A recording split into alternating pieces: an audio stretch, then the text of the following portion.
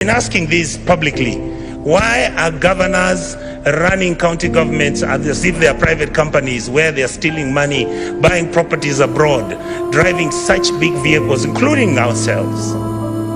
Why, when did we decide that I must drive a car which is 4.8 cc, that at 3,000 cc is not good enough?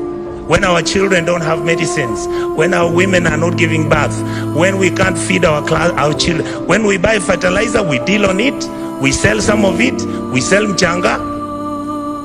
We are bringing in maize when we are supposed to be planting maize and giving farmers fertilizers and giving them funds so that we can get production and increase that, so that we create jobs for our people. It is we politicians who won't buy 2 million metric tons of maize. We come and sell.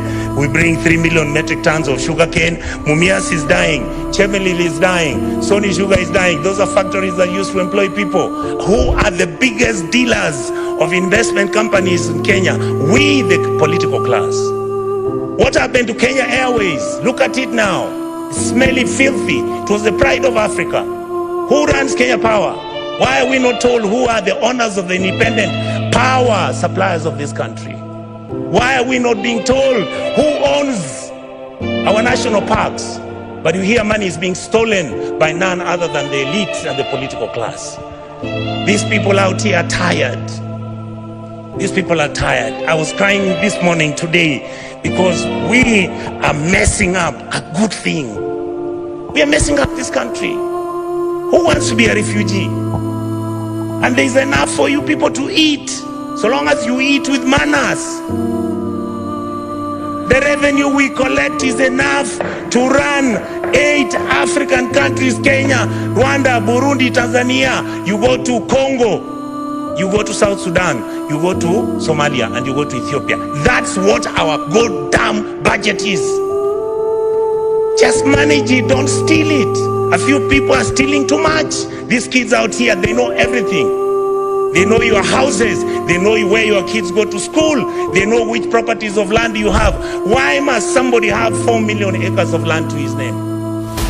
What happened to our mentality? Then we pretend and run to churches talking about Christianity, how Jesus...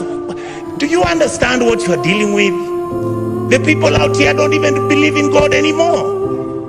The people out here are tired of the lies, the religious organizations.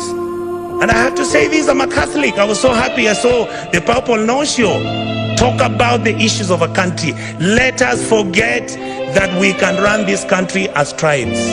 Let us accept that there is a new sheriff in town. That sheriff is the GNC. They are partyless, they are tribeless, they don't have money, they just have bundles and a phone.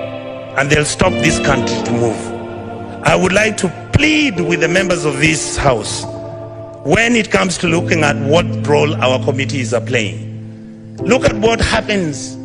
I want to thank my brothers Sifuna, my brother Cherargei. I want to thank Madam Dulo. These are, many of you may not know, we've never discussed it here.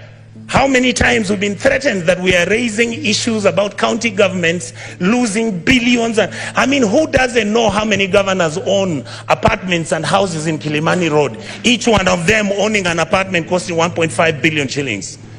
Why didn't the fool just go and build a hospital where he comes from? How I wish we stole the money and put it at home. Some of them are going to Dubai. People are going to America. You see on social media. I just saw somebody commenting saying that the senators have nothing to do. I want him to tell me how he bought a Bentley and is an MP. Explain to me, how does somebody, the truth is, I'm born with advantage and privilege. That is the truth. I saw my father driving a big car when I was a small boy. That is not what drives me. What drives me is, how do you get a member of parliament driving a Mercedes that costs 49 million shillings? And we are watching, and that is normal. And it is okay. And it is okay. Shame on us. Then we make sure this money doesn't go to the schools. We make sure that hospitals have no money. We start building hospitals now. We want the poor people to come to those hospitals. Poor people can't come to Nairobi Hospital. They can't come to Aga Khan. Some of them can't afford Kenyatta. You saw the other day, Kenyatta has a debt of 6.6 billion. The Eldoret Hospital, Eldoret KTRH, has a debt of 3.9 billion. When you ask, they tell you we don't know where the money went. Are we fools? Do we need to buy houses which have got 15 bedrooms and drive 19 cars and put them in your parking lot, and you want 10,000 acres of land? You want a ranch? You fools, you go and buy a ranch in Australia. This is where we are. We keep blaming the police. The policeman cannot do anything. Have we ever gone as a Senate to go and see where the police lives? How he takes his kids to school and his salary is 19,000. And this house has to start thinking about those things. We guys must begin, and we ladies and gentlemen in this house must begin to agree.